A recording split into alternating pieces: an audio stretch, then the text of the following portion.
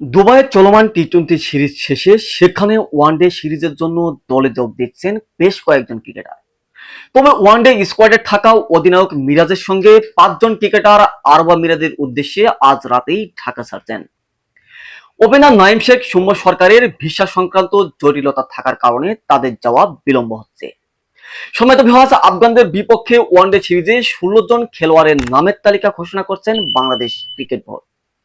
তাহলে চলুন দেখে নেই কোন কোন খেলোয়াড় ওয়ানডে স্কোয়াডে রয়েছে। বিস্তারিত থাকছে রিপোর্টে। আফগানদের বিপক্ষে আসন্ন 3 ম্যাচে ওয়ানডে সিরিজের জন্য 16 সদস্যের দল ঘোষণা করছে বাংলাদেশ ক্রিকেট বোর্ড।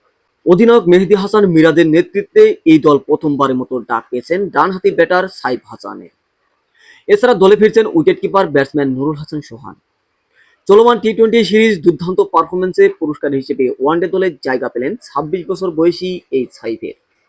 অন্যদিকে শ্রীলঙ্কার বিপক্ষে সর্বশেষ সিরিজের খেলা দল থেকে ইনজুরির কারণে বাদ পড়েছেন নিয়মিত ওপেনার লিটন কুমার দাস।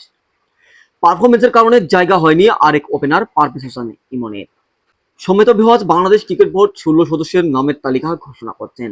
এই তালিকায় রয়েছেন মেহেদী হাসান মিরাজ, তানজিদ হাসান তামিম, নাইম শেখ, সাইফ হাসান, নাজমুল হোসেন শান্ত, তাওহিদ হৃদয়, জাকির আলী অনিক, শামীম হোসেন, নুরুল হাসান সোহান, রিশাদ হোসেন, তানভীর ইসলাম, তাসকিন আহমেদ, মুস্তাফিজুর রহমান, তানজিম হাসান সাকিব, হাসান মাহমুদ ও নাহিদ রানা।